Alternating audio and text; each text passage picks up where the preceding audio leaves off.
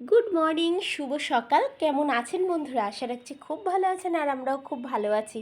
আজ অনেক দিন পর ভিডিও ভয়েস দিচ্ছি। এতদিন কেন দিইনি, এর পরের যে ভিডিওটা আসবে সেটাতেই আপনাদেরকে আমি জানাবো। তো দেখুন, সকালবেলা সমস্ত বাসি কাজকর্ম আমার শেষ। আর এটা কিন্তু মনসা পুজোর দিনকে আমার এই ভিডিওটা, ঠিক আছে? গতকাল যে মনসা পুজো ছিল, সেই দিন থেকেই কিন্তু আমি ভিডিওটা শুরু করেছিলাম করা সকাল থেকে। তো সমস্ত দেখুন কাজকর্ম আমার শেষ। আর ভগবানদেরকে সুন্দর করে ফুল দিয়ে সাজিয়ে পুজো দিয়ে দিয়েছিলাম। তারপরে স্নান করে চলে এসেছিলাম বন্ধুরা। আমাদের পাশেই হচ্ছে মনসা পুজো হয়, সেই বাড়িতে চলে এসেছিলাম, খুব জাগ্রত। আর সেখানে হোম হচ্ছিল। এর আগেও কিন্তু পুজো হয়ে গেছে, অঞ্জলি দেওয়া হয়ে গেছে, ঠিক আছে? তো তারপরে যেই হোম যজ্ঞটা হয় সেটাই আমরা দেখছিলাম, আর সেটাই আপনাদের সাথে আমি শেয়ার করছিলাম। আমি পুজোর মধ্যে না বন্ধুরা প্রথম থেকে যেতে পারিনি, কারণ বাড়িতেও পুজো ছিল, মেয়েরা স্কুলে যাবে, সমস্ত কাজকর্ম করে তারপর তো যেতে হবে। এর জন্য সমস্ত কাজকর্ম সেরে তারপরে কিন্তু আমি চলে গেছিলাম। তো তারপরে হোম হচ্ছিল, আর হোম হওয়ার পর কিন্তু আমি অঞ্জলি দিয়েছিলাম, ঠিক আছে? তো খুব সুন্দর এখানে পুজো হয় আমাদের পাড়ায়। আমাদের মানে এইটা একটাই একটু বড় করে পুজো হয় আমাদের পাশেই একদম। আর দেখুন হোমযজ্ঞ হচ্ছে, আর সাথে সাথে এই যে হচ্ছে আপনার এখন এই যে কলা, তারপরে পান, এগুলো দান করবে ওই হোমযজ্ঞের ভেতরে। আর জানেন বন্ধুরা, এর মধ্যে মা চলে এসেছিলো, মানে একটা সাপ দেখা দিয়েছিল একটুখানি। তো একটা মানে এদের উঠোনের ভিতরে একটা ভাঙা শোকেস ছিল, তার ভেতরে ঢুকে গেছিলো, জানেন? মানে ঠাকুরের কি মহিমা, তাই না? আর তারপরে বাড়িতে গেছিলাম। বাড়িতে যেয়ে বন্ধুরা জামা কাপড় চেঞ্জ করে রান্নাটা বসিয়েছি সবে। এর মধ্যেই আমার হাজব্যান্ড, ওই দেখুন আমার এই যে হচ্ছে এই যে বৌমা আর ছেলে, ঠিক আছে?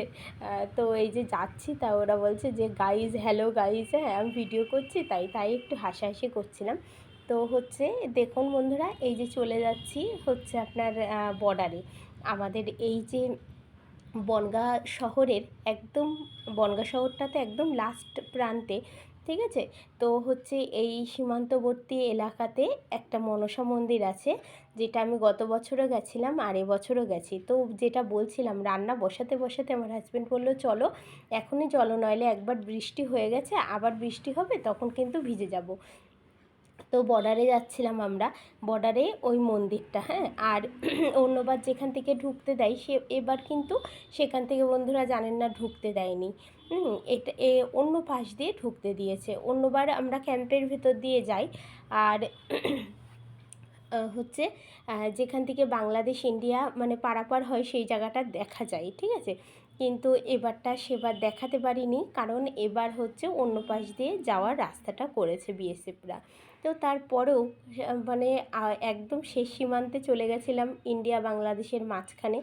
ভীষণ ভালো লাগে বন্ধুরা। আর আমি প্রত্যেকবার যাই, দেখবেন আমি শর্টে শেয়ার করেছি ভিডিওটা, মার মানে আগের বছরের যে মাকে বের করে দিয়ে আবার নতুন বছরের মাকে কিন্তু আবার মন্দিরে রাখে। তো মন্দিরে তো সবটুকু ভিতর দিয়ে মানে ভিডিও করা সম্ভব না, আরও বুঝতেই পাচ্ছেন ওখানে বর্ডার। তো যতটুকু পেরেছি কিন্তু আমি ততটুকুই আপনাদের সাথে কিন্তু আমি শেয়ার করেছি, বুঝলেন? আর আমাদের বাড়িতে যেতে ওই 20 মিনিট 15-20 মিনিট মতো লাগে যেতে। কিছু মনে করবেন না বন্ধুরা, ঠান্ডা লেগেছে তো, গলাটায় খুব অসুবিধা হচ্ছে। আর এই ভিডিওটা কিন্তু একটু ছোটোই হয়ে গেল। তো ছোট হলে আমি সামনের দিনের থেকে বড় ভিডিওই বানাবো। বললামই তো, সামনের দিনে যে ভিডিওটা মানে আগামীকাল যে এই ভিডিওটা আসবে, তাতেই আপনাদেরকে আমি কিছু কথা জানাবো কী জন্য আমি এতদিন ভিডিও করিনি। বিশ্বাস করুন, এই ভিডিও করারও আমার কোনো ইচ্ছা ছিল না, তারপরেও করেছি, ঠিক আছে? যে আজকে মনসা পুজো, যাচ্ছি হচ্ছে বর্ডারে, তো আপনাদের সাথে এইটুকু কি শেয়ার করতে পারি না? আমি অবশ্যই পারি, তো শেয়ারই করি, ঠিক আছে? তো চলুন, এই যে বর্ডারের কাছাকাছি চলে এসেছি। আর আমি আমার হাজব্যান্ডকে বলছিলাম, আমার হাজব্যান্ড কিন্তু খুব পছন্দ করে এই যে আমি ভিডিওগুলো করি না, আমার হাজব্যান্ড ভীষণ পছন্দ করে। আর দেখবেন পাশের মানুষটা যদি সাথ দেয় না, তো সব কিছু সুন্দর হয়। এই দেখুন বন্ধুরা, মন্দিরের ভেতর আমি সেভাবে মাকে কিন্তু দেখাতে পারিনি, মন্দিরের ভেতরটা, ঠিক আছে?